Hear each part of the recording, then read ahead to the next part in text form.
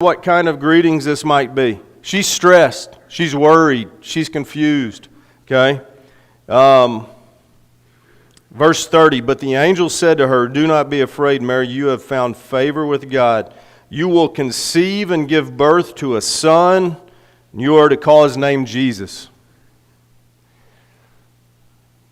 She's been tasked with a mission. Pretty important mission, wouldn't you say? Anybody? Pretty important mission, wouldn't you say? Has there been a more important mission in the history of the world? I don't think so. Anybody want to comment on that? And she is stressed about it. And it's not it's not the way she had envisioned maybe her engagement to Joseph, to working out, and the months that she had planned ahead in her mind. Don't we do that? We think far ahead.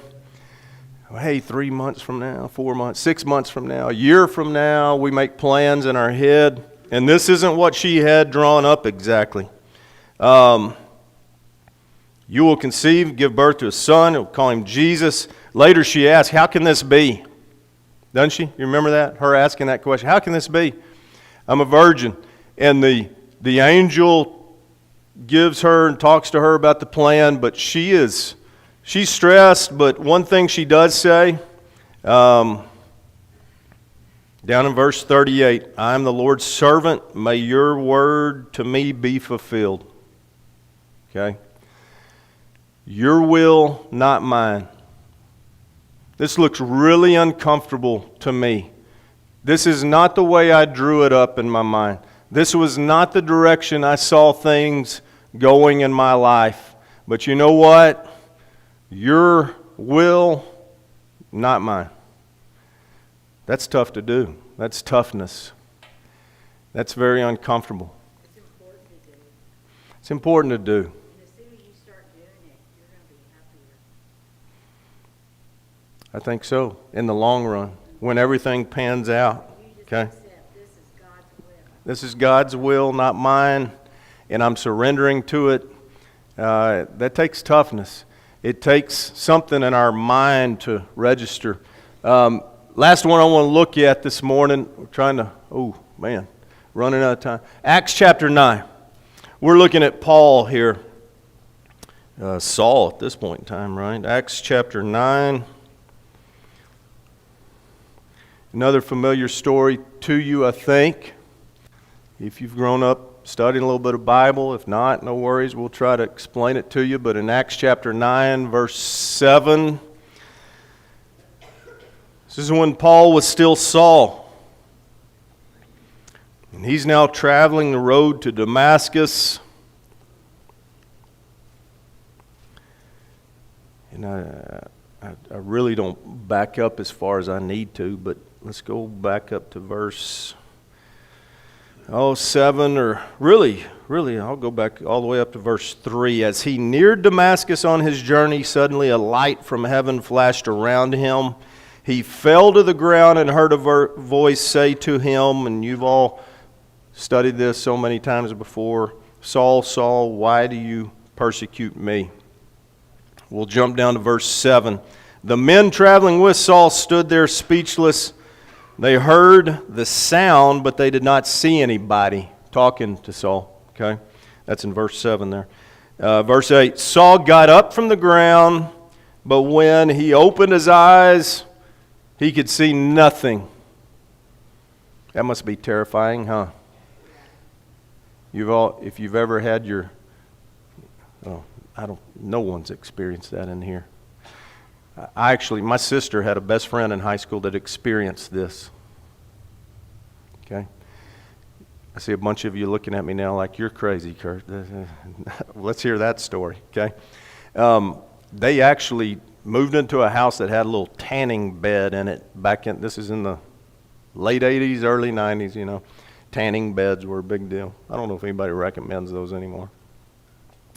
And she went and laid in that tanning bed. This is when she was like about 14, 15 years old. She went and laid in that tanning bed, but she didn't put on those little goggles, you know?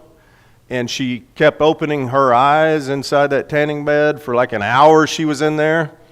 And it burnt her, I don't know what, retina, what, yeah. And so when she went to bed that night, she lay down in bed and everything was pretty good. And her parents, I remember talking to her dad was our youth minister in our church at Austin Avenue in Brownwood. And they said at about midnight, they heard a blood-curdling scream as she woke up and she could see nothing. She was blind. And her parents ran into her room and turned on her light, and she couldn't see anything. It was terrifying, and said parents were just terrified. She was terrified, and it took them a little while to figure out what had happened, but she was blind. So we read this sometimes about Paul, and we think, oh man, he got up blind and he was good. I bet you he was terrified, okay? Uncomfortable moment, you think? We talk about being uncomfortable. Does God ever pull us out of our comfort? Well, he does right here to Saul. That was a slap to the face, yeah. This. He didn't believe. He did not believe. Mm-hmm. He was persecuting me. Yeah. So you have to do something drastic. Yeah, I agree. It is not, it's drastic. It is not simple. It is a slap in the face. It is all of a sudden. And sometimes God does this with us to pull us out of a comfort zone. To say, Paul was a very religious Jew. he was. Mm-hmm.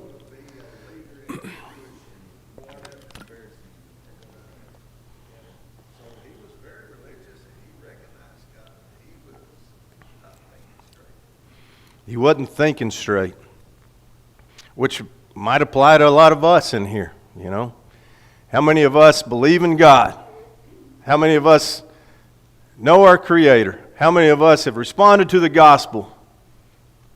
How many of us are always thinking straight, you know? He might need to slap us in the face every now and then.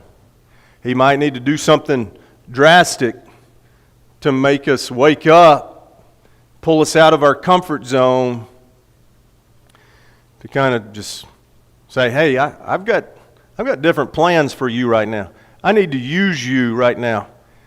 It really brings us to the point of just talking about our very nature of worldly nature versus God's eternal kingdom, His eternal purpose far beyond our time here on this earth. That's what we're seeing out of all these people. Their comfort, their personal comfort on this earth, their personal comfort with what they do every day is really not in line. It's really not the same plans that God has drawn up. I didn't finish out our verses here. Acts chapter 9, verse 7. We're getting close to being out of time, so I'm going to try to talk a little faster here. The men traveling with Saul in verse 7 stood there speechless. They heard the sound but did not see anyone.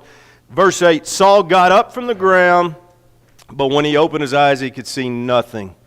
So they led him by the hand into Damascus. Look at verse 9. For 3 days he was blind, and he did not eat or drink anything. That sounds pretty uncomfortable to me.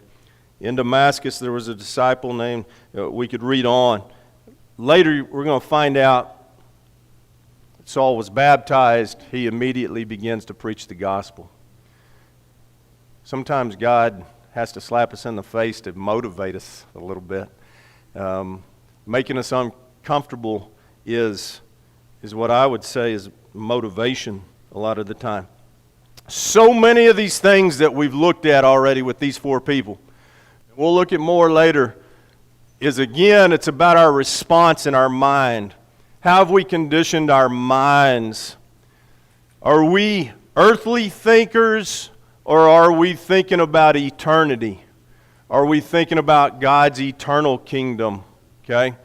I've said this several times. You know, when you look at drawing up plans for You think about what your plans are for this coming week. Has anybody thought about your plans for this coming week? We kind of start putting our calendar together and looking at, man, I've got this on Monday and this on Tuesday, on through the week. What about your plans for the next month? What about your plans for the next 5 or 6 months? Okay? And usually when God pulls you out of that comfort zone to grow you, to use you, to prepare you, as we look at some of these people that we just talked about, I would imagine their response would have been, like Moses. Let's go back to Moses. I think Moses would have said, Moses did make some excuses, didn't he? I think Moses would have said, God, this really isn't how I drew up the remaining years that I have left. I really just wanted to be on cruise control out here on my father-in-law's land. Pretty sure Mary, although I love Mary's strength in her response, it was strong. But I've got to think that Mary went, this really isn't where I thought I'd be when I was 16, 17 years old. This is going to be embarrassing. There's going to be a lot of people asking a lot of questions, right? She could have gotten stoned. Unwanted pregnancy at 16, 17. That's rarely a real comfortable thing, is it? It's usually pretty embarrassing. It's not the way Mary drew it up, I'm sure. We talk about maybe the biggest mission in the history of the world. That's not the way she drew up the coming days, months, years of her life. And then, of course, Saul, who we really eventually know as Paul, who writes most of what we know as the New Testament Bible today. And I think Saul was pretty shocked. I think he was, man, this wasn't what I expected. This is a big change to where I was going, what I was doing, who I was, what Kelvin mentioned earlier about him being a very faithful Jew with a lot of energy, a lot of passion for what he was doing and teaching. And God said, you're a little bit on the wrong path. I've got a different plan for you. We're going to make some changes here. Real quick, last slide we'll look at today. Romans chapter 12. Paul wrote this, right? Later on, after we've looked at this. And look what he says. So much of this is about what's in our minds and how we respond in our minds. Do not be conformed to this world, but be transformed by the renewal of your mind. Okay?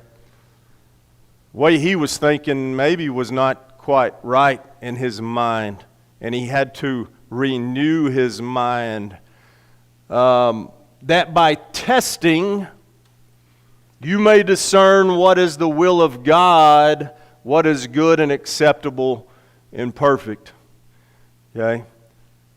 He had to really get his mind in connection with what God's will was. Not just how he wanted to roll down the street. The plans, whatever his calendar was on his smartphone that week for what he was going to be doing, where he was going to be going, how everything was, it changed on him. God slapped him in the face and said, we're going to make you uncomfortable. We're going to change things a little bit. I'm going to use you in this kind of way. We're out of time. Didn't get to all my slides this morning, but of course we'll continue next week with the series on uncomfortable. Thank you for being here. Thank you for your comments. Thank you. Yes, ma'am.